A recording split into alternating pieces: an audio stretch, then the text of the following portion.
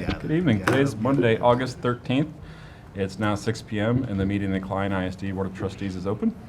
Representing the quorum tonight are Ms. Georgianne Reitmeyer, Ms. Kathy Arlano, Mr. Ronnie Anderson, Mr. Steve Simchak, Mr. Doug James, and Mr. Rick Mann, and myself, Bill Pilkington.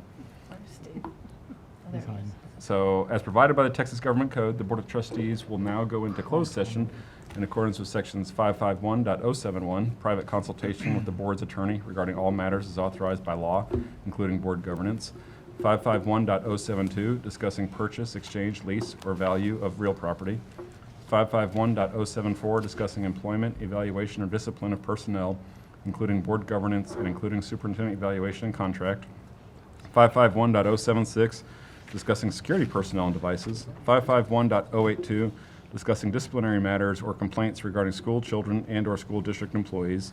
551.0821, discussing personally identifiable information about public school students. And 551.087, deliberations regarding economic development negotiations. The meeting of the Board of Trustees will reconvene publicly at approximately 7 p.m. Okay, every attention, please. It's now 7:15 p.m. and the meeting of the Klein ISD Board of Trustees is reconvened. If you've not done so already, we ask that you please silence your cell phones. Thank you all for coming out tonight. We're a school district of approximately 53,000 students, 6,800 employees, more than 25,500 active volunteers, and we always appreciate when members of the community come out to join us for our meetings. Our shared vision is to ensure that every student enters with a promise and exits with a purpose. So all of us working together, parents, teachers, staff, and community, will make sure that that happens by focusing on pathways, challenge, equity, leadership, and continuous improvement. Thank you all for partnering with us. So you will note on tonight's agenda that a school district resident, employee, vendor, or potential vendor has an opportunity to address the Board of Trustees for 4 specific purposes. So if anyone in the audience would like to address the board for any of those 4 specific purposes, would you please come forward now and register with our secretary, Ms. Kathy Arlano. If you haven't already registered. If not already registered, excuse me. Right. So tonight, Mr. Steve Simchak will lead us in prayer, followed by Xander Colby, who will lead us in the pledges of allegiance to the United States flag and the flags of Texas. Mr. Simchak. Cool. I discovered that if I raise the font level in this, I don't have glasses. Bless you. Please bow your heads and join me in prayer. Dear Father, we ask for your oversight and protection of our students, families, and staff as we enter into a new school year. Please grant all of the KISD personnel the grace and perseverance necessary to guide, direct, and teach each of these precious children for whom we have responsibility. We pray that the boys and girls that come to us are coming from safe and secure homes where the lessons learned at school are reinforced in the home and vice versa. But for those children who carry the heavy burdens of abuse and neglect, we ask that our eyes see the interior crying of that child and that we can respond with help and assistance for the child and the family. We are challenged with the duty and obligation of creating 53,000 plus citizens from these students that walk through our doors next week. By producing good citizens, we improve the chances that their lives and the lives of those in their communities will be better, and that their lives will be in line with your will. We ask this humbly in your name. Amen. Amen. Xander.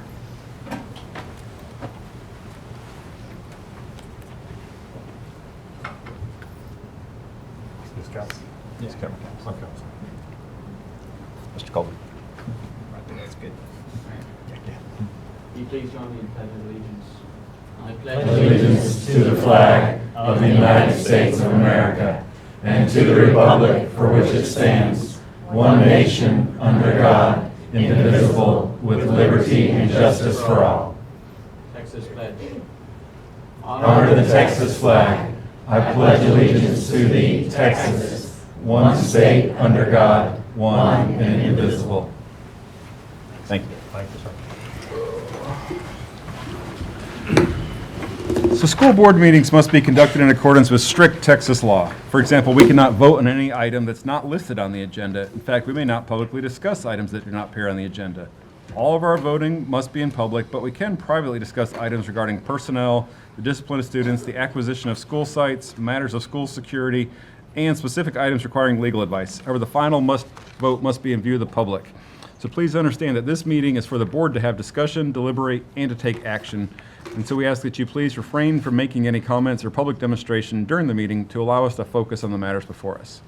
Superintendent, in consultation with the board president, prepares the agenda and notice of meeting, which are distributed to each trustee 1 week before the Monday night meeting. If any individual board members have questions, they often call the superintendent prior to the meeting. Therefore, on many items recommended for approval, the trustees can quickly determine if they agree. So if we seem to be moving quickly through the agenda, it's only because we're prepared to make decisions without further questions or discussions. We deeply appreciate the public trust that you've bestowed upon us and will continue to work diligently with school administration on behalf of your children. So now we're ready to proceed with the agenda. Beginning tonight, celebrating our students, who are really at the center of our vision. So Ms. Deborah Bronner-Westerdine with the Department of College and Career Pathways on the Teaching and Learning team is here to present the 2017-2018 winners of the National, International Career and Technology Education Student Organization competitions. Good evening. President Pilkington, members of the board, Dr. Champion, and Ms. Spalding, and guests. This evening we celebrate students who are the definition of pathway explorers and equipped scholars who demonstrate the ability to be goal-oriented problem solvers, innovative, creative, and college, career, and life ready. Approximately 1,900 students involved in 7 different career and technical student organizations competed in local and area competitions, and nearly half continued on to career and technical student competitions at the state level. An amazing 116 students qualified for the opportunity to compete on the national and international stage. In the end, Klein ISD students were recognized with numerous awards for these CTSOs. I am deeply honored tonight to present to you the exceptional gold medal first and second place winners at the national and international level, their instructors and families. These students participated in Family, Career, and Community Leaders of America, FCCLA, and HOSA Future Health Professionals.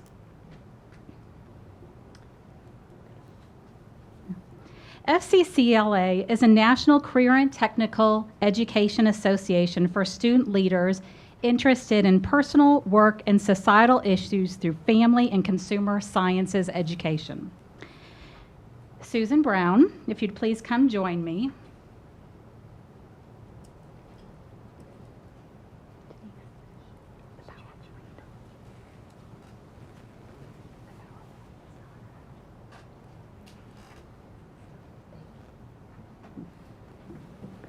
Susan Brown, a Klein High School student, brought home a gold medal in fashion design from the FCCLA Leadership Conference.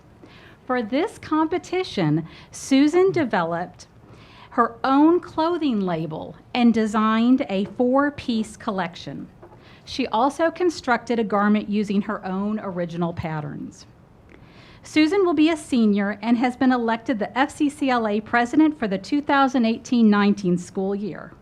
After graduation, she plans to pursue her bachelor's degree at the world-renowned Fashion Institute of Design and Merchandising in California. Susan is accompanied tonight by her parents, Thomas and Emily Brown. She is also supported by her CTE Family and Consumer Science instructors and FCCLA sponsors Marie Villa and Katie Rook, Assistant Principal Blake Muscat, and Principal Jessica Haddix.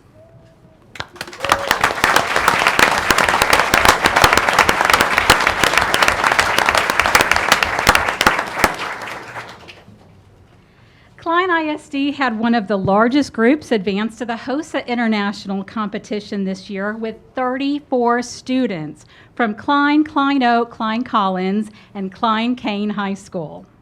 Each of these campuses had students placed in the top 10 in the world for their events, in addition to the first and second place winners that we'll recognize tonight.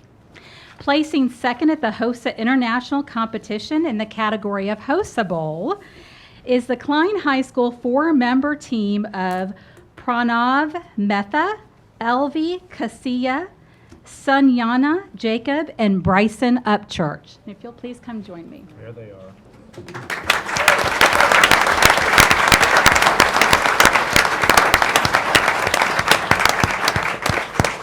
The HOSA Bowl is a Jeopardy-style buzzer competition testing the teams on medical-related knowledge. The team studied and practiced relentlessly for the past year and were seated in first place amongst hundreds of teams across the world after taking the written test at internationals. Quick on the buzzers and fast to answer, they dominated their competitors round after round, landing themselves in the final showdown. After a nail-biting back-and-forth final round, the team came home with Klein ISD's first ever international medal in this most competitive and highly esteemed HOSA event. The entire HOSA Bowl team is here tonight. Pranav will be a senior at Klein High School, and he's accompanied tonight by his parents Vikram and Arti Mehta.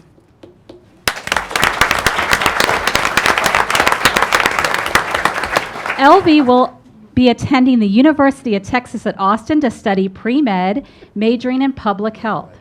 Elvi is accompanied this evening by her mother, Pamela Casilla.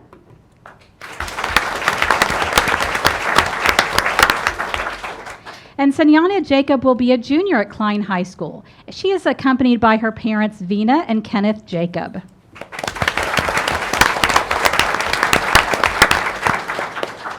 Bryson will be attending the University of Texas at Austin also this fall to study pre-med, majoring in biology.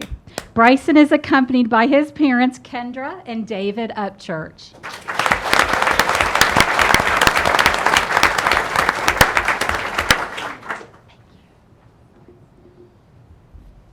So hold on a minute, what was the toughest question that you got? Placing first at No, probably that You nailed it, huh? You beat everybody. He's good on his feet. Yeah, they have to be good on their feet. They're good on their feet. Placing first at the HOSA International competition in the category of clinical specialty is Klein High School senior Nadia Siddiqui.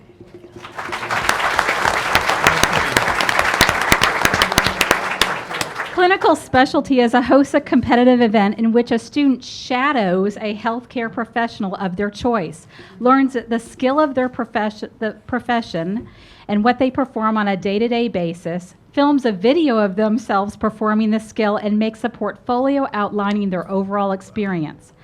Nadia shadowed an electrophysiology specialist for a total of 103 hours. And learned how to perform a full pacemaker interrogation. Do you know what that is? Throughout her shadowing experience, she was able to perform pacemaker interrogations on patients without any form of outside instruction. During the competitive process, Nadia was interviewed by a set of judges and was rated on her professional portfolio, video, and ability to articulate the responsibilities of the profession and her own understanding of the career pathway. Nadia is the first ever international medal for Klein ISD students in this event.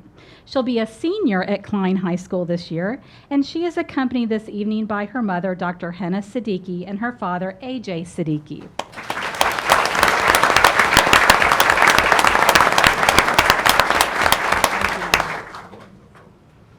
Placing first at the HOSA International competition in the category of public health is the Klein High School all-freshman team of 6. Wow.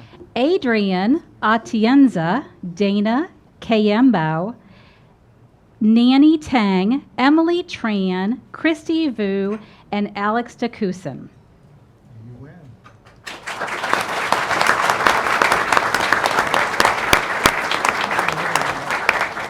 The HOSA Public Health event provides HOSA members with an opportunity to create a public health presentation and present in 2 rounds to panels of judges. The assigned topic was preventing teen dating violence. The freshman team began planning their presentation last September and were mentored by senior Klein HOSA Medical Reserve Corps team, also in attendance this evening. Their presentation included interesting data and statistics and also featured a realistic skit that included a teen violence scenario where the boy was the victim and it ended in the arrest of the abusive partner. The team was provided a $1,000 scholarship and plaque that was presented by Commander Skip Payne, the U.S. Public Service Deputy Director, Medical Reserve Corps Program Partner Readiness and Emergency Programs Division of Emergency Management. All 6 team members will be sophomores at Klein High School. Adrian is accompanied this evening by his parents, Melinda and Richard Atienza.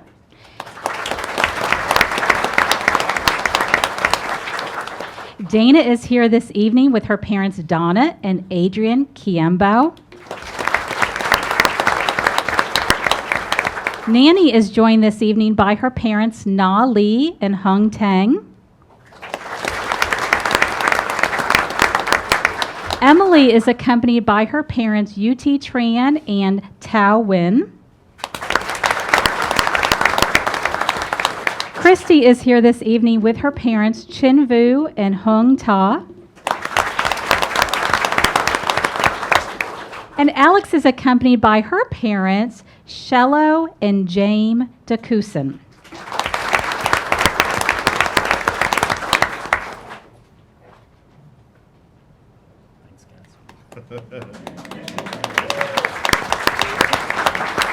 Placing first at the HOSA International Competition in the category of Medical Reserve Corps Partnership is the Klein High School 6-member team comprised of now graduated seniors, Maggie Capel, Cindy Wynn, Maggie Stevenson, Jessie Shank, Helena Vo, and Peyton Davis.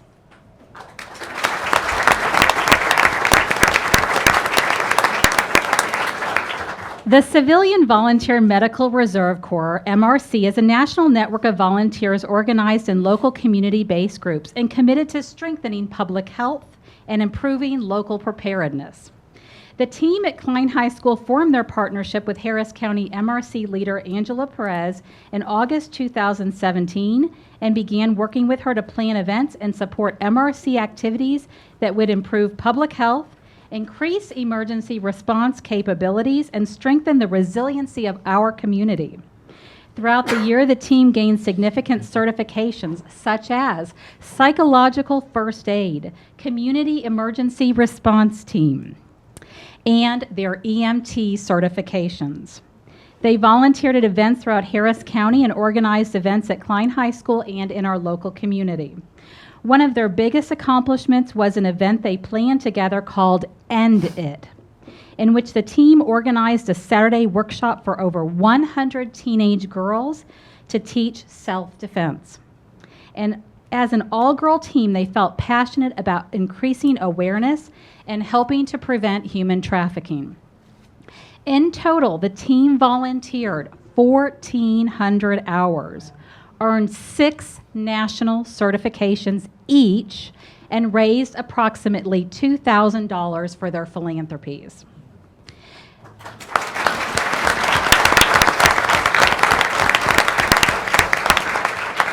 The team of 6 received honorary Medical Reserve Corps recognition pins from Commander Skip Payne. The team also received the esteemed HOSA Barbara James Silver Service Awards for their hours of service to the community, and were awarded a $1,000 scholarship and a plaque presented by Commander Skip Payne. This is the first time that a team from Harris County brought the gold medal for the HOSA MRC partnership back to Houston. Maggie Capel will be attending the University of Texas at Austin this fall to study pre-med. Maggie is joined by her parents, Mary and Dave Capel.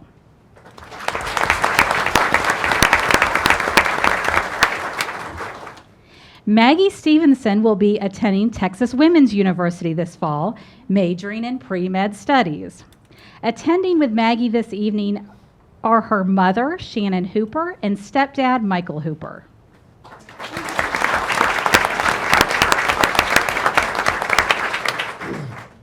Helena will be attending the University of Houston and majoring in biology. She is accompanied tonight by her mother, Holly Lee Vo, and stepdad, Glenn Scott Sutton.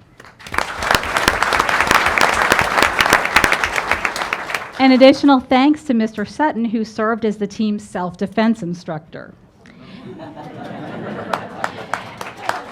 Peyton will be attending Florida State University in the fall, majoring in communication sciences and disorders.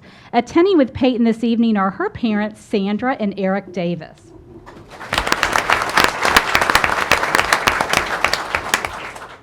All of our HOSA International winners, all of them, are supported by their CTE Health Science instructors and HOSA sponsors, Kristen Haggard, Karen Velez, Anita Walther, Assistant Principal Blake Musket, and Principal Jessica Haddix.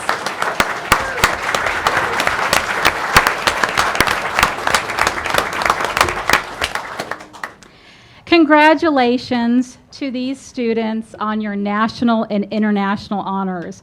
We're pleased that these students took a part in our more than 43 CTE pathways and nearly 200 courses, and the related student organizations to support their leadership.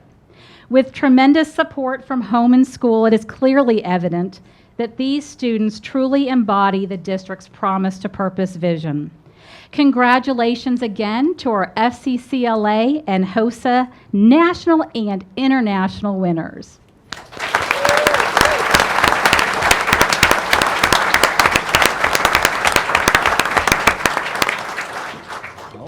Could we get all of the students to come up, please? And we're going to do a big picture with the board and with the students.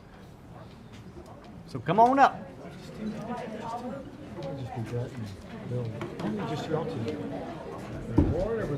It's change of state, it'll be good. Going to the back.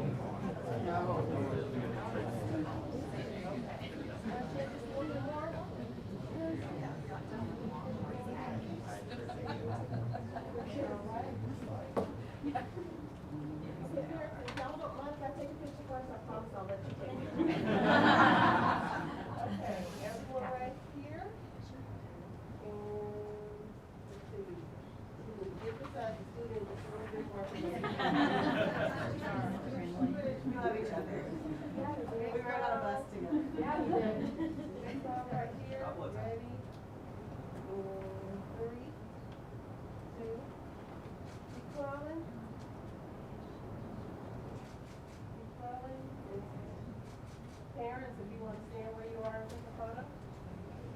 Keep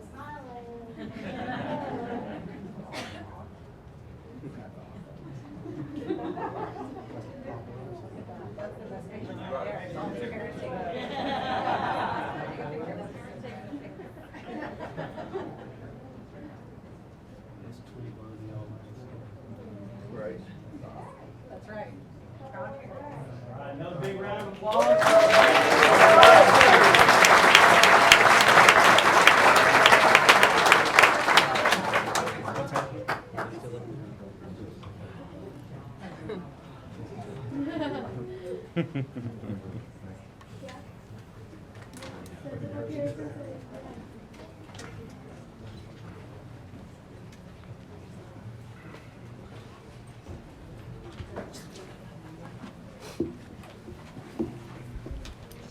right. Thank you. That's pretty cool. First That place is in the world. Incredible. That's right. Well, let's see. So what other celebrations do we have this evening? Well, we are thrilled to introduce 3 new principals in Klein ISD. Positions all came available due to retirements. First up, from Frank Elementary, Tyra Story. Tyra, you want to stand up?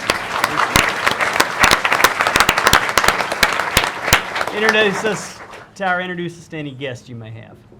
I'm joined this evening by my husband, Lori, and my assistant principal, Davis Booth. All right. Welcome, Tyra. Next up, we have new to the role as principal at Corville Elementary is Kia Bowie. Kia, please stand and introduce your guests. Joining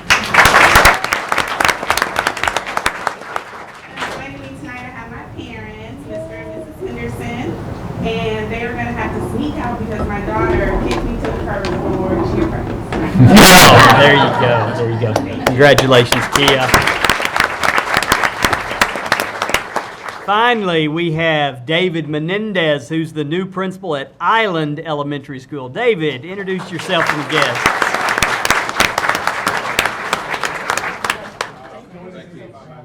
Joanna, and my mother, and also an amazing group of educators. Very, very humbled and honored to be joined by my former principal, where I served as an assistant principal, Kathy Rochelle, Latoya Wynn, another former principal at Epsilon, and I'm very surprised, very humbled as well. Kristen Bevan, former principal, Connie Diaz, former assistant principal, Kelly Gonzalez, former assistant principal, and Lisa Hodges, former colleague. If it wasn't for this woman here, I would have quit 6 months into my teaching career.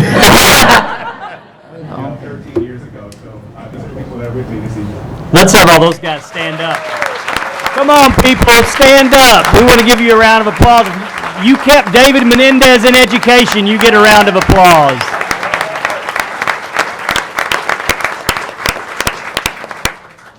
All right, congratulations. So as part of the district's efforts to reimagine learning, the teaching and learning team's working to ensure that every student enters with a promise and exits with a purpose. So members of the teaching and learning team are here now with their strategic priority report that'll provide an update of the flexible and challenging curriculum and programming provided in advanced academics and review student accomplishments during the 2018-19 year. Dr. McGowan? All right, thank you. Good evening, President Pilkington, members of the board, Dr. Champion, Ms. Spalding, and guests. We are very happy to be here this evening as we continue to reimagine learning in Klein ISD to provide an update on our response to the TASA curriculum management audit, particularly as it pertains to advanced academics, by sharing with the board and with the public not only our efforts to improve student outcomes in advanced academics, but also to offer innovative learning experiences for our gifted and talented students. In addition to our incredible teachers that serve every day in the classroom, as well as our campus leaders, the district leaders who are responsible for this awesome work are our Executive Director for College and Career Pathways, Beth Gilliland, who, by the way, just finished her 30th year in Klein ISD, and I think we can all celebrate that. And Kathleen Plott, our Instructional Officer for Advanced Academics, who's just finished her 28th year in education and her 17th year in Klein ISD. Both of these women inspire me every single day, and we're blessed to have them in our Klein ISD family. So Kathleen Plott, if you'll come forward to bring the report.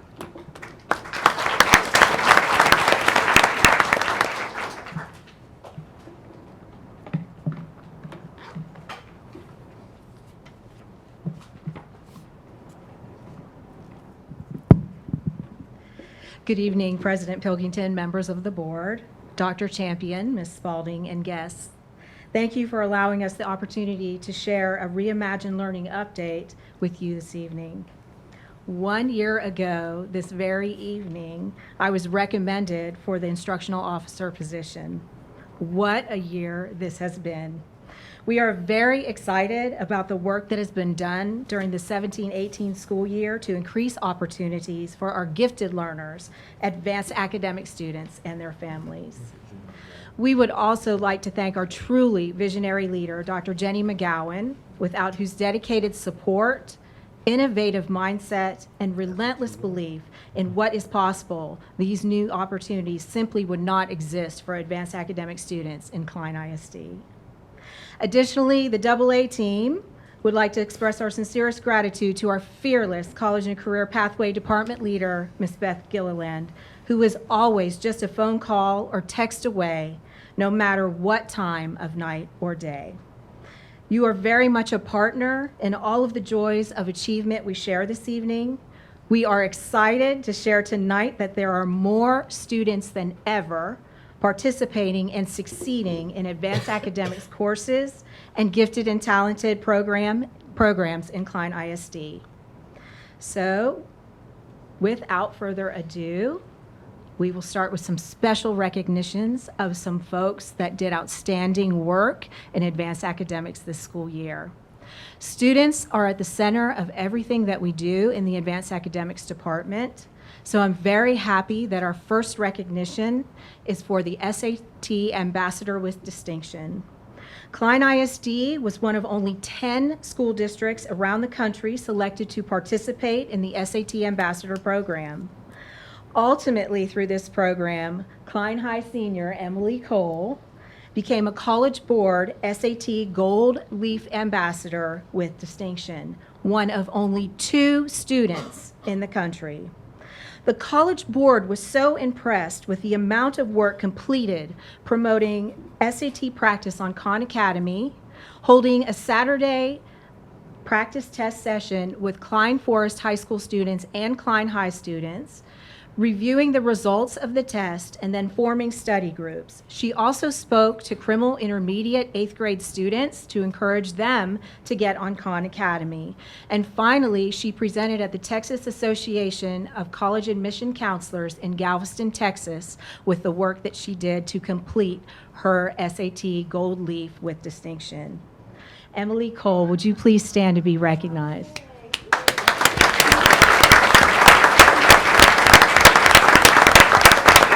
Tonight with Emily are her parents, Steve and Danae Cole, her grandparents, Mr. and Mrs. Cole, and special friend. Would you please stand?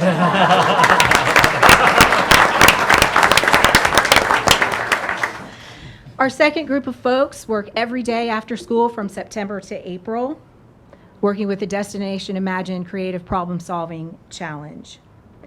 This year, for the first time ever, we had 4 out of 7 teams place in the top 10 at global competition.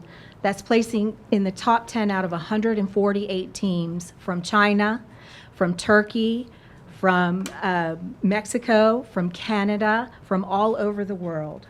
Tonight, the team we recognize, the 2 coaches that we recognize tonight from Metzler Elementary, was for the first time ever for Klein ISD finished 2nd out of 148 teams in the Impact Service Learning Challenge. This was the highest top 10 finish ever in Klein. The team's coaches, Miss Lisa Mackey and Miss Kathy Milkey, along with their super supportive principal, Miss Lakita Combs, are here. Would you all please stand and be recognized?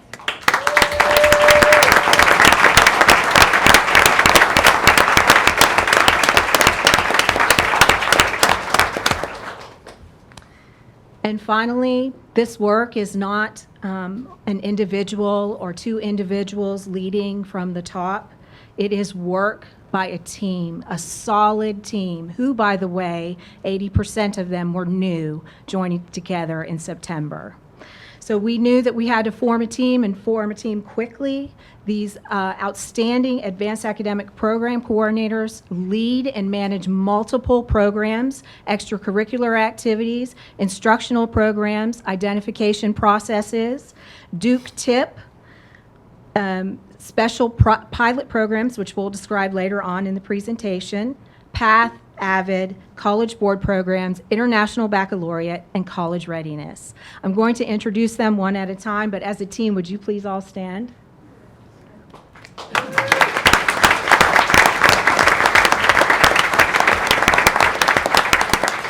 Ms. Carrie Barber oversees the Advanced Math Pathway as well as identification. Jessica Jasper oversees special projects, Project Lead the Way, robotics, and coding. Carrie Rayawa will oversee the 6th grade gifted curriculum pilot at 3 intermediate schools, Duke TIP, Launch, and Professional Learning for Gifted. Gordon C. is the AVID District Director, PATH, and oversees Destination Imagination. And last but certainly not least, Aimee Villarreal, she says it much more prettier than I do, oversees all of the College Board programs, the International Baccalaureate, College Readiness, and serves all of the high school gifted learners. Thank you, guys.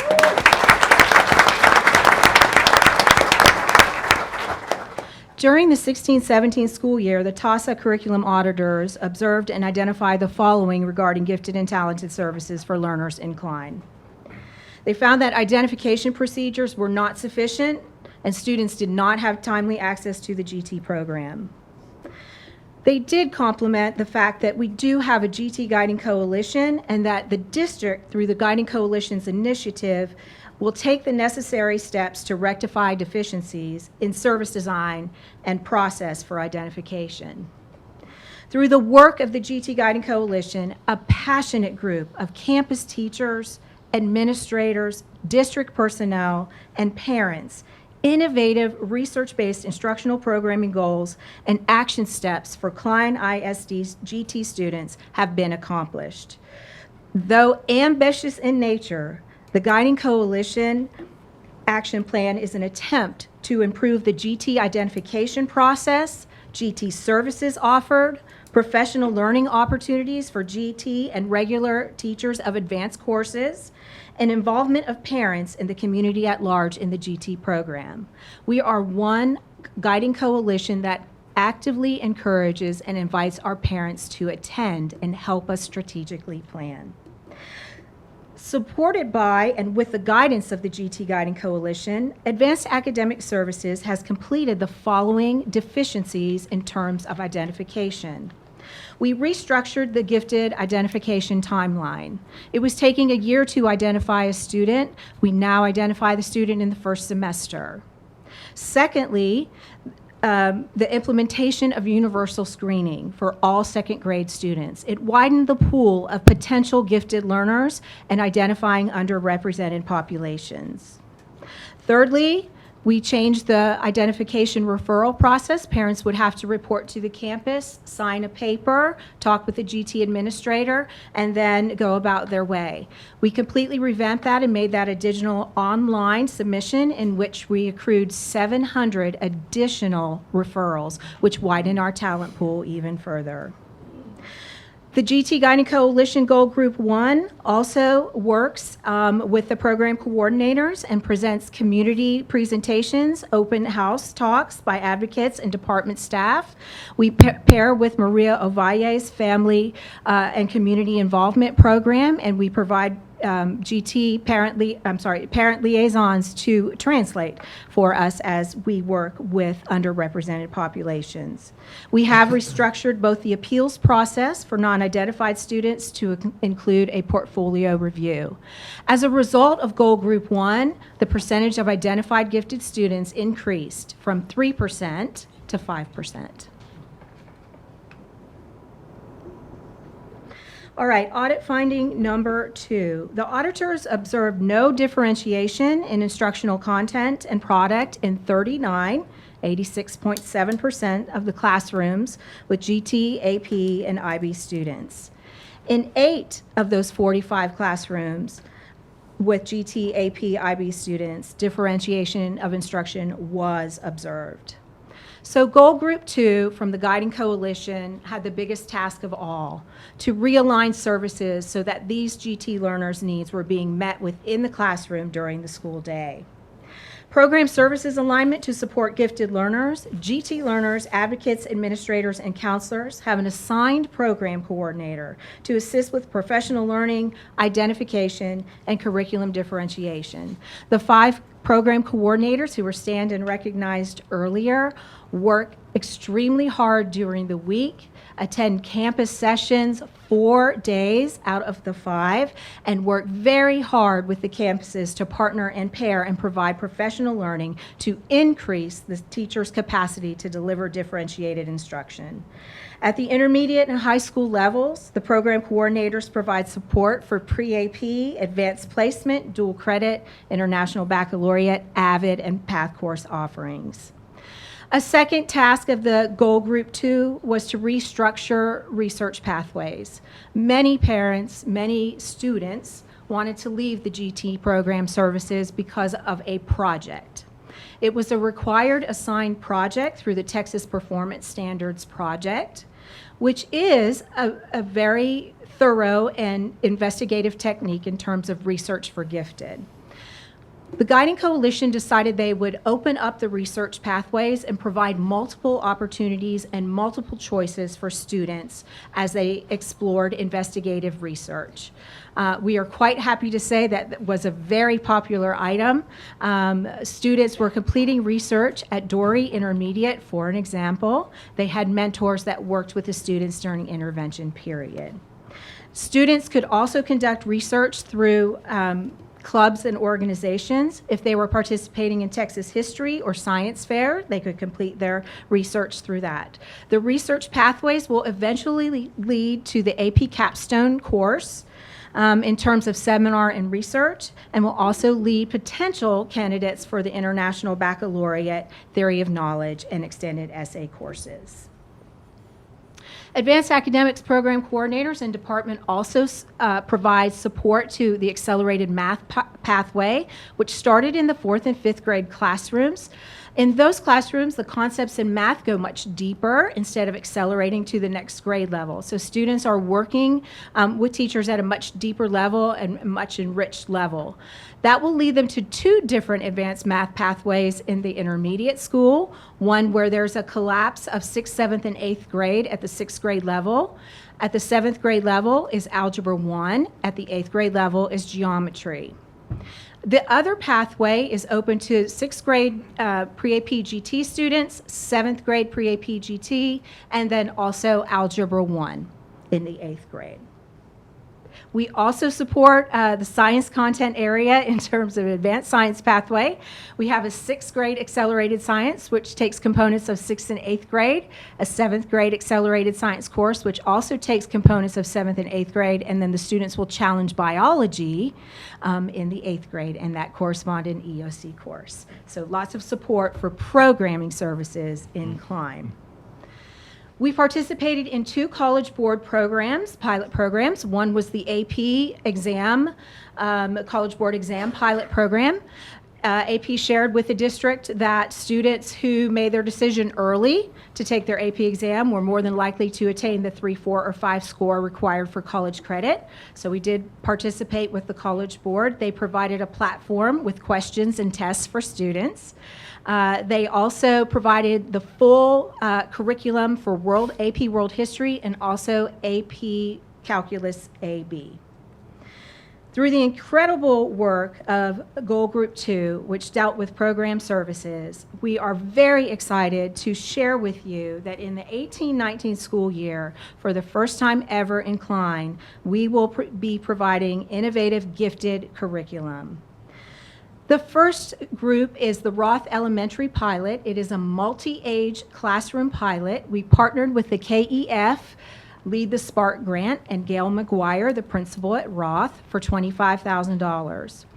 That will be 2 multi-age classrooms at Roth, a 1st and 2nd grade classroom, which will explore philosophy and Latin, as well as junior grade books and reading.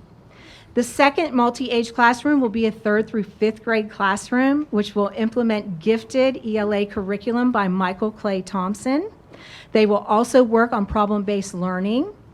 The math side of that particular departmentalized multi-age classroom will work with problemoids and also try engineering, scientific, lab-based modules. So we're super excited about that possibility for multi-age classrooms in Klein. Secondly, Kleb, Dory, and Schindewolf Intermediate Schools will also pilot in a double-block 6th grade classroom ELA gifted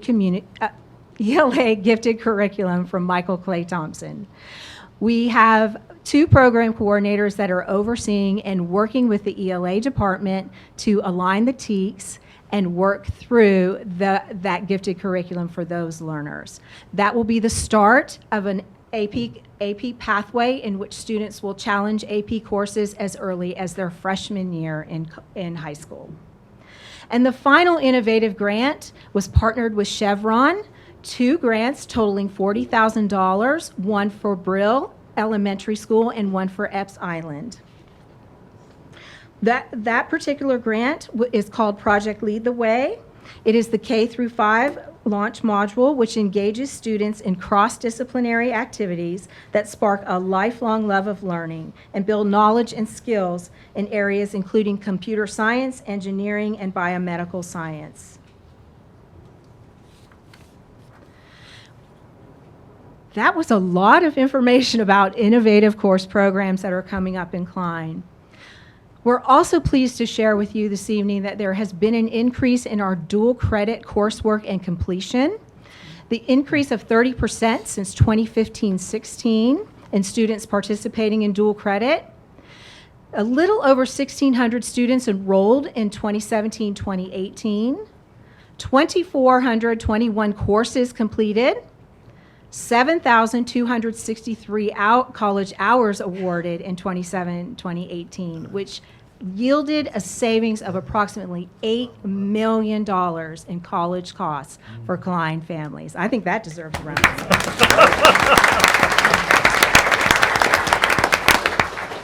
Our other college opportunity, college readiness opportunity, college credit opportunity, advanced placement. Our AP, the numbers of advanced placement students increased by 4.1%. Exams taken increased by 8.2%. And the percentage of AP scholars.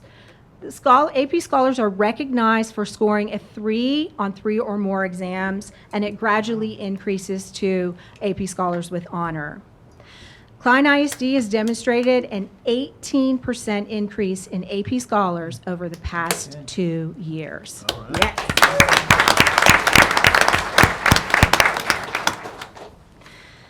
When I was speaking about research earlier and changing up the fact that GT was synonymous with just a project, I can't help but think about GT and the GT Research Expo. In the past, students in 4th and 7th grade were invited to the KMPC to show their research. It was for the TPSP project only, and there were external evaluators that evaluated the students' research, juried their research. Approximately 336 students annually would participate in the Research Expo. I found that very interesting because if we want to include GT learners and we want to advance academics in Klein ISD, then we should invite all of them, and we did. And they had a research pathway with a topic of choice, and we had over 1,400 students come to the KMPC to talk about their research, some of them to be evaluated, some of them to walk around and see what their peers were doing. That percentage of gifted students participating increased from 15% to 50%. That is quite remarkable in terms of completing a research project in Klein ISD.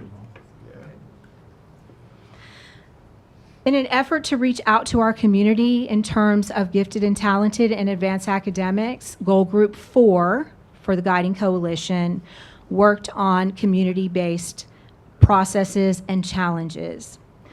They worked hard for our strategic priority of building community. We organized 4 to 6 Saturday challenges held on a Saturday from 8 to 12. It involved over 120 families.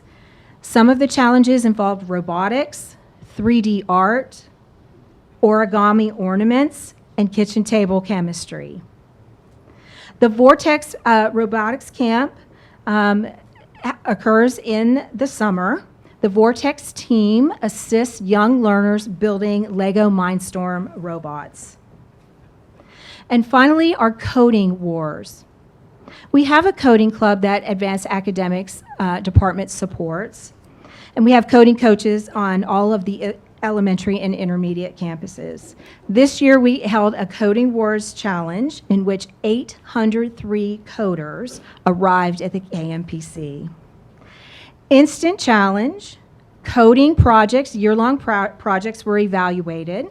We had guest speakers from Lockheed Martin, Exxon, Shell, Game Salad, and we had one brave University of Houston electrical engineering student field questions from 400 students. So it was quite the time at the Coding Challenge. It is a very popular club at elementary and intermediate levels, and we look forward to even more participation in the next year. In a continued effort to reach out to community, we held our first ever GT Summit, in which GT parents and students were invited to attend. We had 230 families attending, 24 parents sessions, including nature and needs of gifted learners, the social emotional needs of gifted learners, GT 101 in Klein, the research pathways. We had Jill Schott from the College Board talk about college readiness, and et cetera. We also had 24 student challenges. As I said earlier, with my phenomenal team from Metzler Elementary, when we recognized them, Destination Imagination had 630 students participating. We expanded the local teams from 85 to 105. We have that much interest in creative problem solving. I can't wait to see what happens in advanced academics in the future. For state, we had 20 teams advance from the regional tournament. For the globals, we had the 7, and again, as a reminder, 4 of those 7 teams finished in the top 10 for their category. We also support and serve the academic decathlon, octathlon, and pentathlon contests. Klein High placed first in the regional and 14th in the state. Klein High octathlon placed 3rd in the state. Pentathlon Regional, Strock Intermediate placed 1st, 2nd, and 3rd at 8th grade. For 7th grade, Strock Intermediate placed 1st, Klein Intermediate placed 2nd, and Dory Intermediate placed 3rd. So strong academic competitions. Let's give that a round of applause.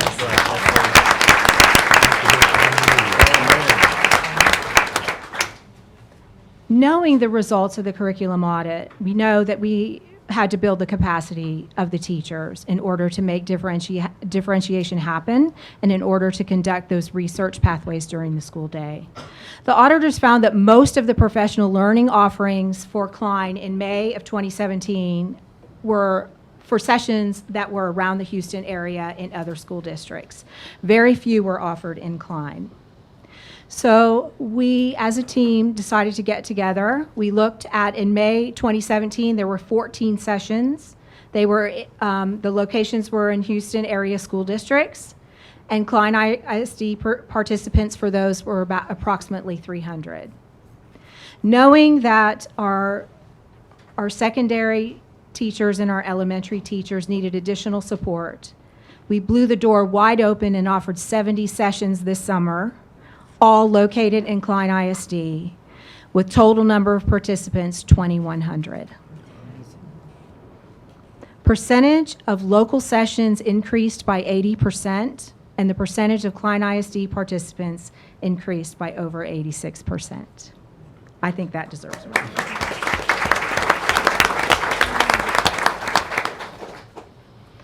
There are some comments from teachers on the slideshow. I'm not going to take the time to read them, but we also offered a 100% online course for counselors and GT administrators.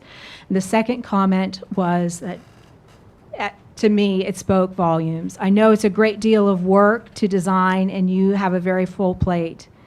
Thank you for giving us a real tool and real information for our real life on campus. That speaks volumes. And finally, I'd like to end just as we began with a student. This is the professional development learning part of me. Sometimes you organize a district-wide event and you think, is this the right thing to do? Is this the right thing to bring 1,400 kids over to the KMPC and have them talk about their research? And you wonder, is this going to be impactful for them? So this young man was standing in the arena, dressed impeccably, tie, dress shirt, vest, dress pants, dress shoes. And he was waiting, just like that smile on his face right now, and he's waiting for someone to come talk to him. So I went and talked to him, and I introduced myself. I'm Mrs. Plott. I'm Michael. I said, Michael, nice to meet you. So what did you research? Tell me a little bit. And he said, oh, you want to know about craniopharyngioma? And I said, yes, I would like to know about craniopharyngioma. And he said, well, I had craniopharyngioma. I said, really? He said, yes, this whole research project is about what I went through. And I said, really? Well, tell me a little bit about it. And he said, well, I was living in Louisiana. I was about 4 years old, and I was sick a lot.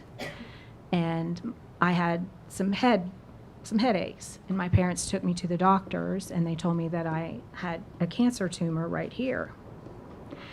And that when they removed it, there was a good possibility I would lose most of my scalp and my head. And I said, really? And he said, yes, but thankfully my parents brought me to Houston. I said, I think that was a good move. So I let him tell me all about his cancer. He ended up telling me that successfully in Houston, they removed the tumor, but that he would continue to have health problems, and that he'll be short in stature, and he's also on a 504 plan. I said, that's okay. You know, many learners are on many different plans.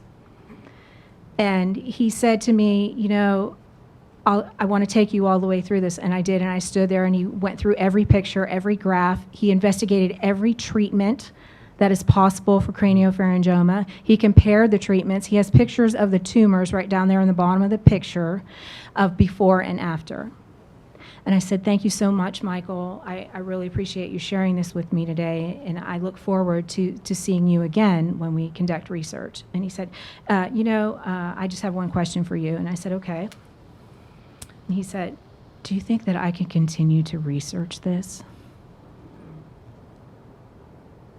And I just, in that moment, knew what we were doing was right for kids. And I said, you better keep researching this. And he said, because I'm going to find a cure for this. And I said, I bet you will. And when you do, I want to know about it. That in itself is about advanced academics. It is about meeting the needs of the kids where they are and pushing them even farther. Thank you so much for taking time to listen to us tonight.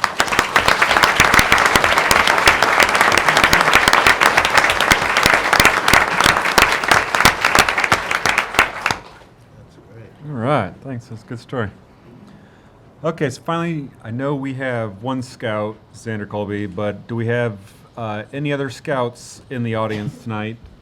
If so, when the microphone comes around to you, if you'll please let us know your name, your school, what troop you're in, and what badge you're going for tonight.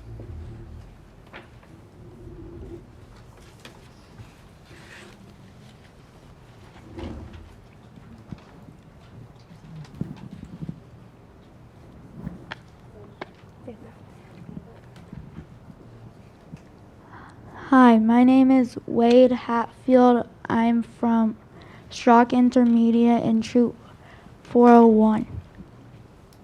What is he going for? You citizen or What badge? communications or Citizenship in the community. all right.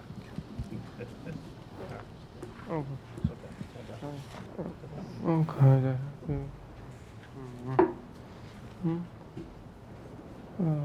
What to say? Okay. Hi, I'm Michael Hibbert.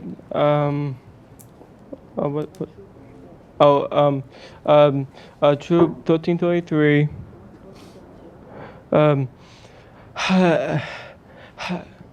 I go to Focus Academy, and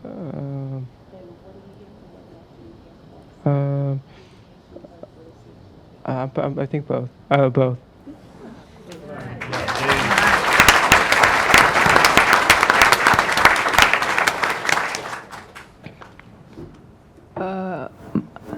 Hi there. My name is Azim Sheikh. I am from Troop 321. This year I'm going to Klein High School as a freshman, and the badge I'm here for is communications.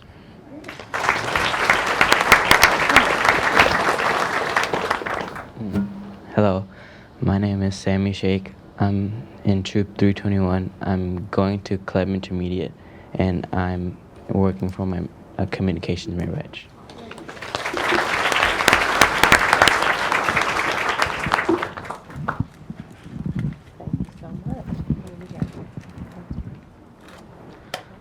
Evening. My name is Xander Colby. I'm with Troop 878, and I'm from Klein High School, and I'm going for citizenship in the community.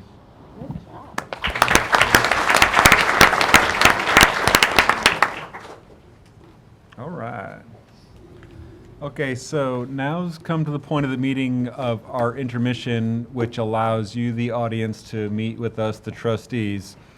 So if you will, in just a minute, if you'll line up, starting at my left, your right, the podium to your right there, just take a chance for the trustees to come out, meet and greet, and finish this first half of the meeting. Thank you. Okay. So we'll continue our meeting now, starting with Mr. Mann. Mr. President, if I may just take a brief minute for the audience and for the board and for the administration that's here. We have a guest in our group tonight that I apologize for not recognizing him earlier with the large crowd we had here, but this is the man that defines community service. He served 6 years on our Klein School Board back in the 90s. Had a 1-year break between the two terms, but came back and served 3 additional years, and then took a leave to go to Brazil for 4 years for the LDS Church. Came back and spent 4 years in Salt Lake for the LDS Church. Came back to Africa for 3 years for the church. And came back to Houston in time to meet a guy named Harvey. Welcome home. So I think the definition of a friend of Klein with 34 grandchildren now. Okay. Mr. Stan Ellis, we're happy to have you back and happy to have you here tonight, and I'd like everybody to recognize you.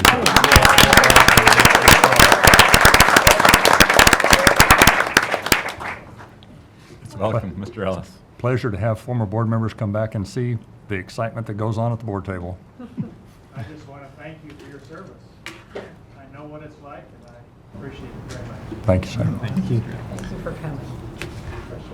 Now moving on to citizen inquiries. Mr. Alano, do we have any? Yes, we have one. Okay. Anastasia Pierhauser. Okay. Anastasia? I just have to read one thing first before you go. So approximately 20 minutes of each regular board meeting is allocated to citizen inquiries. After registering with the board secretary, a school district resident, employee, vendor, or potential vendor shall have an opportunity to address the Board of Trustees for the 4 specific purposes as dictated by the state laws governing open meetings. 1, to discuss an item that appears on the agenda. 2, to make a request for specific factual information. 3, to ask for a recitation of existing policy. And 4, to redress grievances. Now, in accordance with the law, no deliberation, discussion will be made other than to consider a proposal to place the subject on the agenda for a subsequent meeting, unless the subject is listed on the board agenda, in which case it may be discussed by the board. Factual information only in regard to a citizen inquiry may be shared at any point by the superintendent. A written response will be provided, and oral comments are limited to 5 minutes in length, unless extended by a majority of the trustees, and must not mention any individuals by name or position or contain any personally identifiable reference. Go ahead. Hi everyone, my name is Anastasia Herholzer. I'm a resident of Klein ISD. My children attended Blackshire Elementary, and my son was zoned to Ulrich before we relocated. We are now residing in the Spring Terrace neighborhood. That neighborhood is bounded by 2920 and Kirkendall Road.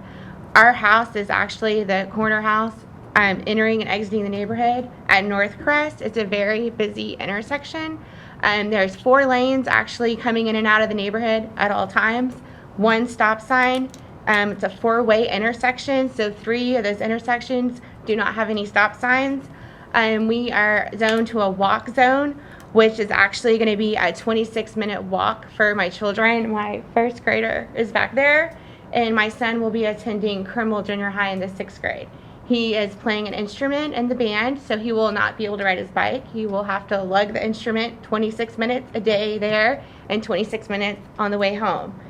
He won't be able to walk with his sister because the school times are different. Due to the hazardous conditions, and there's only one stop sign at that intersection, I don't allow my children to play outside in front of our house. I can barely get in and out of the driveway. There's a lot of construction that has taken place, an academy is there, a Hobby Lobby. One of the routes is for my child to walk through the other neighborhood, Bellicera, and along 2920, which is not feasible. And the other option is walking across the whole neighborhood, crossing 9 intersections within the neighborhood. One has a crossing guard near the school, and it's just a really long walk. I'm a working mother, a single mother. I have to be at work at 7 a.m. It's an hour drive. There's no way I can be late and miss meetings, etc., to get my children to school in raining conditions. Also, there's not childcare available for 6th grade students. At Blackshire, my son was a victim of bullying, and that is one reason why we moved middle schools this year. That's exposing him 26 minutes there, 26 minutes on the way home to potential bullies as well. I know Klein ISD has a promise for each student to enter with a promise and exit with a purpose, and there's not a promise there for my child to get to school safely every day.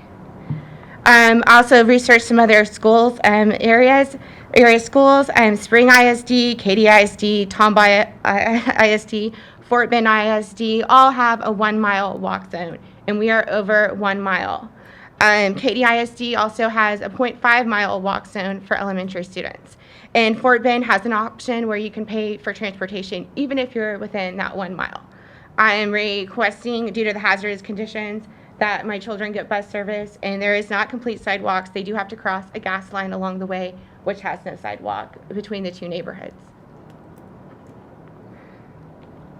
Is that all? Thank you. Thank you very much. We'll be providing a written response.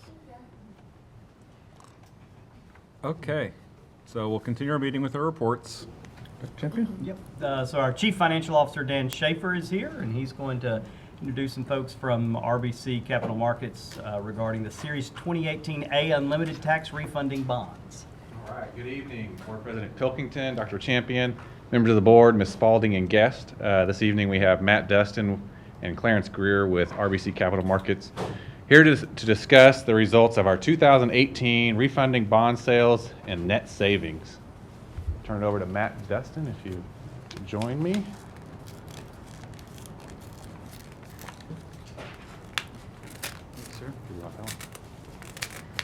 Let's see, is it this one here? Honestly, okay. The right arrow. Yeah. I've learned this sooner or Keep later. pushing, one of them will move. Yep. Happy to be here tonight. Thank you again. My colleague Clarence Greer is with me, and he's going to help me with this report. Clarence is really the true public school finance specialist in our office here in Houston, so I'm pleased to have him and his support. We're really happy to present the results of the refunding that took place on pricing on June 27th, closing on July 26th. So the money is really already in the bank. These bonds are closed. Bondholders have their security, and some have probably already traded it off to others. But so the dust is kind of already settled on this transaction, but we're happy to come report on really the success that it was last month. So with that, I think I'll hand this to Clarence. Yeah, and we'll be real brief here. And basically what we did we were able to, in 2008, the district sold bonds for new construction, building new schools.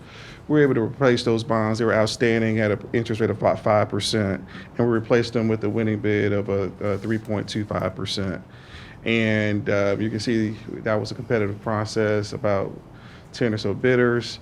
And Citigroup was the low true interest cost is at 3.25%. And they were the senior on that transaction with 11 other co-managers. And you can see the participants. But we did that, and it actually produced savings of just under $2.2 million. And when you look at a smaller deal, which is $12 million, is smaller relative to what you've done in the past, but it has produced significant, it really speaks to the board and Daniel's vision about good stewardship. One other thing that Matt's going to come back and talk to you about is when you look at the other comparable deals that were in the market, having that high credit rating enabled us to get among the lowest interest rate possible. And so what you do as a board, as a team, and in terms of setting policies and procedures and then, executing, enables you to get a high credit rating itself. Even though you have the benefit of the permanent school fund guarantee, investors still look at the district ratings. It matters. And so we'll go into those details, but congratulations. It was a really good bond transaction. Yep. So it's probably impossible for anyone to read the numbers on that screen, but you might have it in front of you. I'm looking at slide number 6,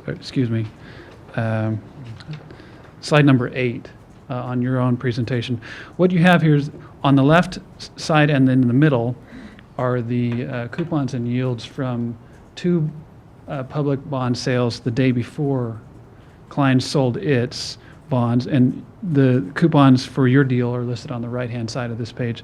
What you'll notice is that when you pair up like maturities with either the 5 or the 4% coupons, and they vary depending on the year, but when you pair up the like pairs with a 5% coupon and the yield, what you'll notice is that for the Pleasant Grove ISD transaction, which has a rating that's lower than yours at A1, that's a full 3 notches lower than your rating at AA1. You're about, on average, 3 to 5 basis points lower than theirs. And similarly for Texas City ISD, which has a AA rating, just 1 notch below yours, theirs, on average, is between 3 and 5 basis points higher than yours. So those were the peers that we could point to in that week and compare to yours. Within a day of each other. I think you should be pleased, as Clarence said, that the rating that you were able to maintain through all these bond sales over the years is very strong, is 1 notch below the highest rating you could ever achieve on your own at AAA. It helps you maintain a very low borrowing cost. And obviously that is good for the district, it's good for taxpayers, it's good for everyone involved. And bondholders like it. It keeps your bonds very competitive. People want to buy those bonds and they're willing to pay a premium for them because they know that it's a good credit. This last slide just shows you some snippets from the rating report from Moody's. We did get 1 rating on these bonds. Normally you sell bonds with 2 ratings. We also go to S&P on the bigger transactions, but given the size here, this could trade easily with just 1 rating. And Moody's is talking about their normal things regarding strong financial performance. They made a couple comments on how the district survived through Harvey, things that you're adapting to in that new environment, and the like. I think with that, I will just pause. We have the full credit rating report in there for you to read as well. Matt, could you go back a slide, please? I just, if I may, that last bullet, factors that could lead to a downgrade. I just want to point the board to that the first number there, where it says further narrowing of reserves beyond anticipated draw in fiscal 2018. This is the exact thing that we talked about around the TRE. That the reason that we maintain our fund balances where they are, we say because the rating agencies look at what that percentage is and where it lands. And I just wanted to make sure that we all saw that that's literally something in this report. It's just that this isn't stuff the board was never saying anything other than y'all understood this, but just to make sure that people knew they're looking at it, to that level where they knew there was a big draw in fiscal 2018, and that's why it's important that we maintain the reserves that we have. And it also appears very, very conspicuously on the first page of the actual report, where you can see, credit challenges, credit positives, and factors that could lead to a downgrade. You've got to maintain the fund balance where it has been historically and where you predicted it will be in the future. Let's see, I'll leave it. Mr. Mann. There.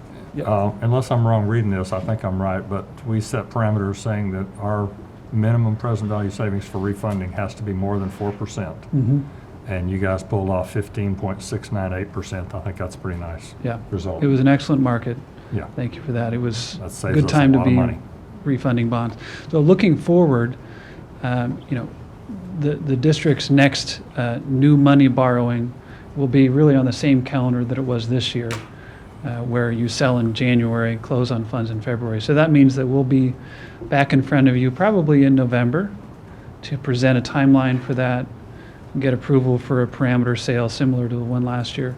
And then, Mr. Mann, similarly, there will be another opportunity for a refunding next May. Yeah. As you recall, we can no longer do advanced refundings, which means that we could refund really at any time that it's economically feasible and then pay the bonds off in the future with an escrow. We can't do that anymore. What we can do is still do a current refunding. So each year you have a call date, normally in August, and we can sell a refunding bond 90 days in advance of that. So we'll look at a refunding to achieve in May. Next year, the only bonds that are callable today, totally outstanding, are about 10 million. So it'll be an even smaller transaction next year. But thankfully, looking forward in 2020, you've got a lot of bonds that you can call in that year. Roughly bonds that you sold in kind of the 2008, 2010 timeframe. Those bonds are callable in 2020. So that'll be a big refunding, probably in the neighborhood of 60 to 80 million. So that'll be a lot of savings that you could look forward to achieving. Obviously, who knows what interest rates will be like 2 years from now. But if they're what they are now today, then you could save considerably on that interest. Great, thank you. Yeah. Thank you.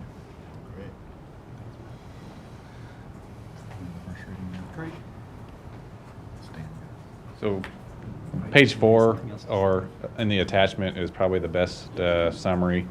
$13.985 million of bonds refunded, gross savings nearly $2.5 million. So that's interest that our taxpayers do not have to pay to Klein ISD, or taxes they don't have to pay to Klein ISD because we don't have to pay that interest to our bondholders. So very successful sale. Look forward to doing another one next year. Thanks, Dan. All right. Well, now we'll conduct the first reading of modified local board policies BBD, CAA, CJA, DEA, DHE, and DI pursuant to TASB Update 111. Are there any comments or questions from the board? Mr. Zimczak.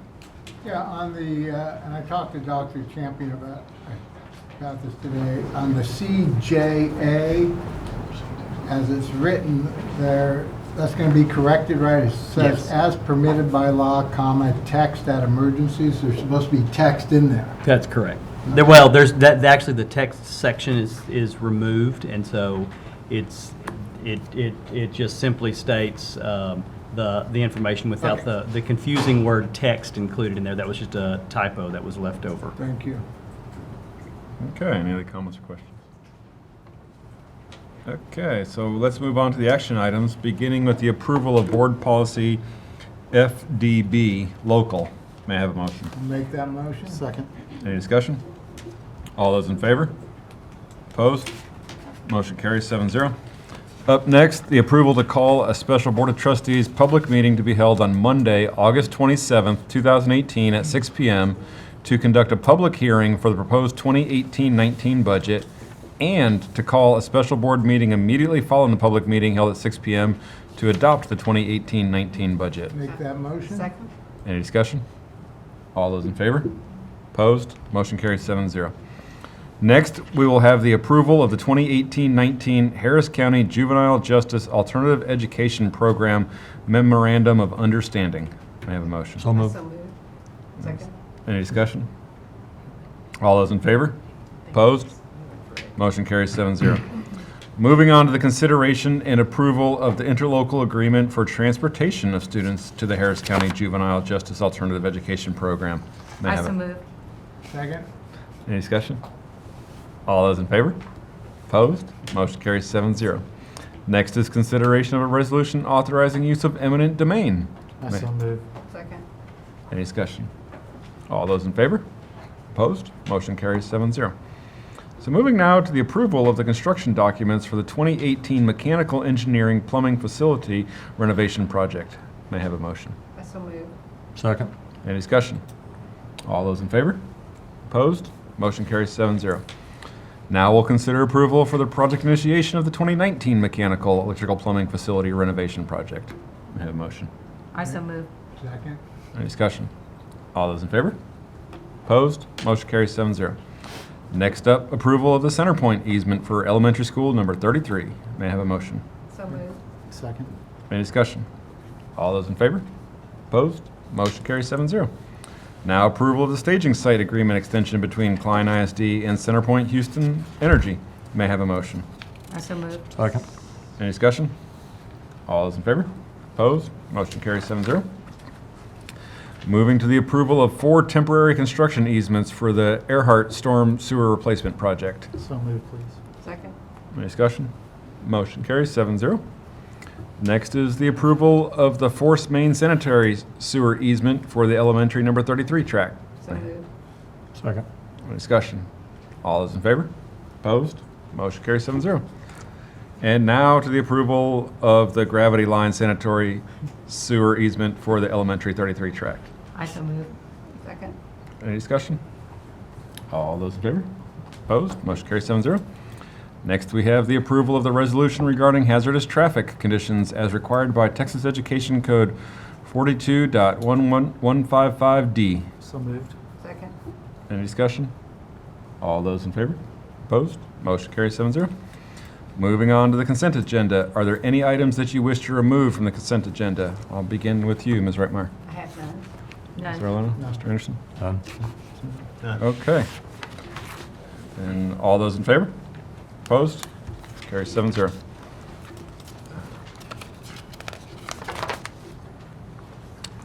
We're now ready to approve the minutes of the regular meeting on July 9, 2018, and minutes of the special meeting on July 30, 2018.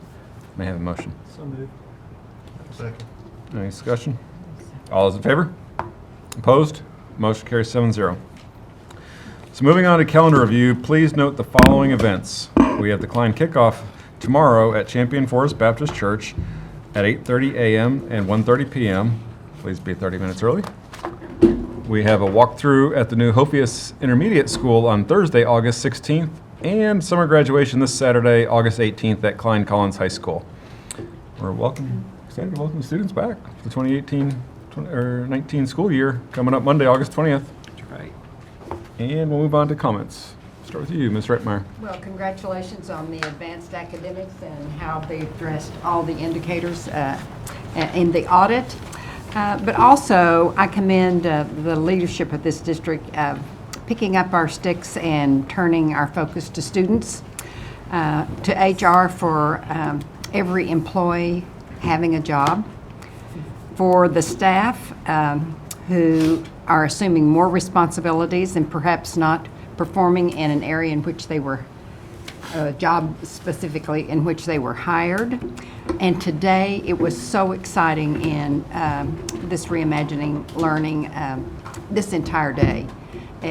I just think the culture of focusing on students and going forth with what we have was really exemplified in every part of it. And it takes every single person in this district to make that happen. So I appreciate that for everyone who's involved in it. I got to go to the breakout sessions this afternoon, and it was just amazing to see all the excitement and the filled classrooms and people sitting everywhere and being engaged. And it was just an amazing, amazing time. I also wanted to mention that I happened to go to the baseball game, which I normally do, and we had a sophomore from Klein Oak High School that sang the Star Spangled Banner. And her name was Eva Bryant, and she was just absolutely amazing, and she just belted it out. It was just amazing.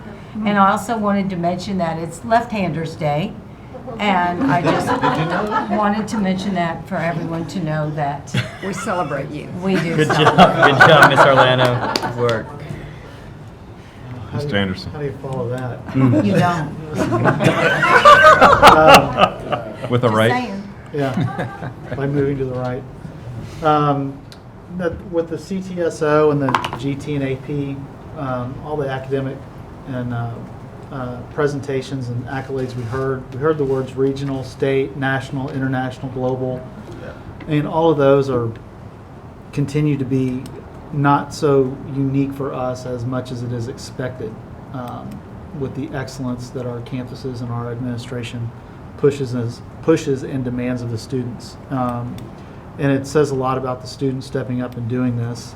And then on one of the slides, there's someone who made a comment about, I saw a glance of it, it said the students and teachers or the parents and teachers, and it made a comment about them, all those behind the scenes are involved were like gold. And I think that's exactly kind of the standard that we seem to have that just breeds from campus to campus. And I've said it before, it is about winning. And tonight was certainly indicative of all of this being about winning in the product that we put out. So anyway, I was just very proud to see that, and I'm willing to bet they compete more fiercely than our athletic events, and they spend as much time as our athletes practicing, our fine arts, rehearsing, and I just think that was a great testament of just another one of the bricks gold bricks that we put in place here. So not enough can't be said about that, but that comment that someone said about gold just kind of captured it all. So the second meeting in September, what is that? Is that a workshop? Yes. Okay, thank you. So I went on the Lone Star College tour. They had 2 tour opportunities last week. And it was kind of focused on their workforce, getting kids into like 2-year degrees or going on to other degrees. I'll tell you what, that's a heck of a program. For reasons that we don't need to go into, historically, junior college has been kind of looked at as like the third choice. I'll tell you what, it's cheap. In my experience, took me 8 years to get 1 college degree. You get very good teaching in a junior college. And kids that come out of there, my daughter has a degree in biomedical engineering from A&M and spent 2 years at Lone Star before going up to College Station. Very impressive. And I like this idea of K-14 or K-16, because we send our kids right there, and if they don't, no matter what we tell ourselves about what's happening in 12th grade, up to 12th grade, if they can't make the cut across the street in 13th grade or first year of college, then we have an issue. The advanced academics presentation we saw was incredible. It's just too big for one sitting. So I'm going to ask the administration to arrange for me and any other board members that want to attend maybe a 1 or 2 hour discussion on that. And some of my questions are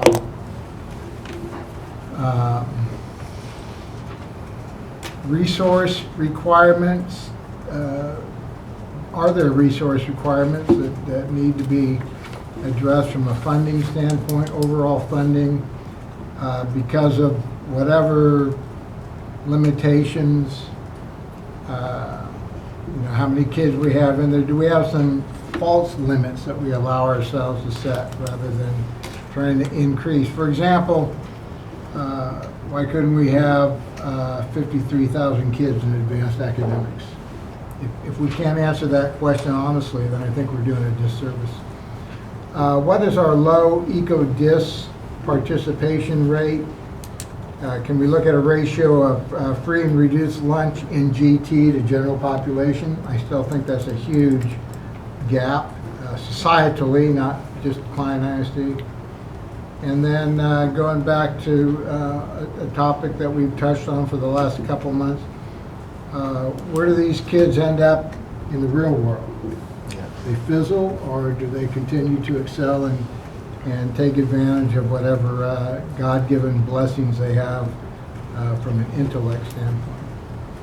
So, and Dr. Champion, no rush. I know school's starting sometime in the next 2 or 3 months. If you could arrange a time, and if other board members want to join, that's fine. But I'd like to sit down with whoever is kind of like the core thinking group for that, to explore that. You bet. some more. Thank you. Happy to. Mr. James. Piggyback on what you said, yeah, I'd like to be a part of that as well. The advanced academics was exceptional. I mean, it's just amazing the kind of things that are going on in the district, and just amazing. And it's been well said by everybody already. The second thing is I had the privilege of attending the Holdsworth second launch, and boy, the leadership here at Klein is really a gift to education. I'm just telling you, it's the excitement in the leadership, the anticipation of what they can bring to the table, the freedom and the creativity in terms of how they bring that to the table is really exciting to watch. And although I just saw the launch, I'm sure that a lot of what I saw, and from an enthusiasm standpoint, is going to be implemented in that same kind of way with the same kind of spirit. So that was a tremendous privilege for me there. Hats off to Jenny and to Dr. Champion for their leadership. Definitely a gift. The last thing is the Reimagine Learning Summit. Certainly you guys have already said it, but you had to be there. You had to be there. The energy in the room is palatable. I mean, you could feel it, you could taste it. The leaders, the teachers, administrators, all those folks there are just they're chomping at the bit to move on and move the district to even higher heights. So again, hats off to the leadership. Hats off to the preparedness of the district in order to bring to the kids what we need. So again, we appreciate it. Mr. Mann. Well, a couple of things. One, obviously the students tonight were just phenomenal.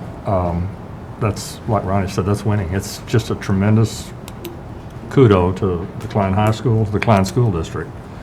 And interesting comment from Mr. Ellis. Mr. Ellis was on the board 6 years back in the 90s, and he made a comment to me tonight when we were talking. He says, wow, this is a whole different district.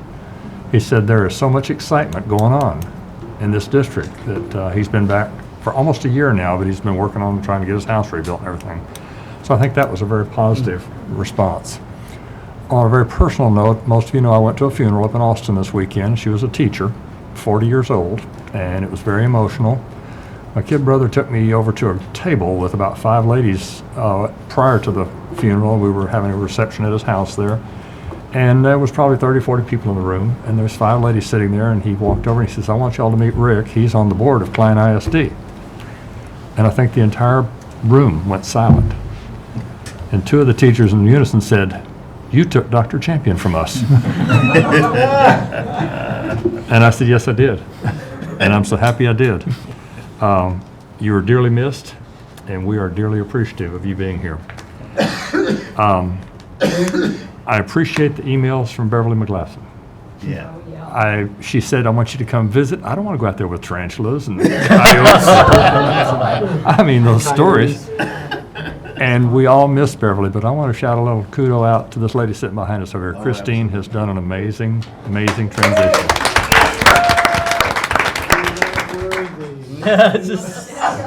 It is very exciting to be able to talk to her and hear everything I need to know in a very short period of time. So thank you very much for that. And last, I'm excited about tomorrow. I can't wait to hear the pep rally going on tomorrow and see all the excitement of starting the school year. So see you all out there in the morning and the afternoon, and we'll have a big day. Thank you, Zach. Thank you. One more quick announcement. My wife and I are now grandparents to 9 grandchildren. Oh. Catherine Osterman was born Thursday the 9th. Congratulations. Congratulations, Dave. That was an interesting story because Alan Goodwin came up to a meeting 25 years ago, and he said, it's exciting for me to announce that my wife and I are having our second child. Stan Ellis was sitting next to him. He says, oh my gosh, we're having our sixth. Wow. Well, thank you, Rick, for the kind words, and I know you know that it's really all about the team, and honestly, what it's really all about is, to Doug's point as well, the professional learning, which is part of our strategic framework. And this week, prior to students coming back, actually in all summer, the amount of immersive professional learning that went on in this district is stunning. The educators are true forever learners here, and it cuts across the board. Earlier at the audit meeting, there was a reference to the cruising something, I forget what it was called, but it was our finance cruise training for financial secretaries and all sorts of folks who touched the budget, and they did a terrific job. They completely reimagined learning in a way that was unique. They'd never done it before. They challenged the status quo, and they failed forward and learned a lot. So I wanted to give a kudos to them. The feedback has been terrific. And y'all, this is what you want to see, is that our strategic framework is, yes, students are at the center, and you want to see that shared vision taking hold in a variety of places. We talked about students are going to be highlighted at the welcome back, financial services, just everywhere you go. Kudos to this board for your leadership around that. And then I can't not talk about the Reimagine Learning Summit, because it was just phenomenal. I want you to imagine every educator, every campus-based educator, so teachers and principals, simultaneously heard a message from a presenter. He was terrific. At the same time, I mean, y'all, it was live streamed. I cannot tell you the number of prayers that were going up to make sure that happened. We got there, the live stream was perfect, and the slides wouldn't work. And so, I mean, it was just, but the team just rallied around, and everything was calm, smooth, and the excitement to kick off the 2018-19 school year is to be celebrated. So kudos to Dr. McGowan and her incredible team of teaching and learning folks, because and then those teachers teaching teachers was terrific. And then one last thing, y'all, the Klein Talks kids got to come back and share their Klein Talks again. And so this session ended with student voice. And then the teachers walked out listening to students in their ears. I mean, that is just powerful stuff here in Klein ISD. Also want to remind everybody that the Harris County bond for the flood stuff is happening right now. Early voting has started. Remember, that election is coming up at the end of this month as well. Just wanted to make sure that was on folks' radars. Thank you. Right. You scared me with your cruising comment, because we did have a school district that took their board and senior administrators on a cruise. Yeah, to learn how to play chess. Really? That is clearly, I want to go on record. Community impact, I want to be clear, that was not Klein ISD. Neighboring district. That's correct. We have a cruise theme. No, I just, everything's great here, what we're doing. I think if our motto wasn't promise to purpose, it'd be old man can't is dead, we already buried him. And it's like, no matter what they say we can't do, Lem can't open up in time, we can't do this, we can't do that, we find a way to do it. We just keep getting better and better. It's just, I'm pretty impressed. It's like, these weren't just like regional or state things, these are like first place world events. And it's like, I saw that right, didn't I? And everything, even the finance department, we got 98 out of 100, so there's a little room to improve. But no, highest rating available. Highest rating available. We got more money because we had. That's right. That's exactly right. No, everything's good. You're exactly right. Bond refunding, just everything we can do is just amazing, all the stuff we do, and just I'm glad to be a part of it. All right, if there's no objections, and we can't finish before 10 o'clock. It's 9:10 p.m. and this meeting's adjourned.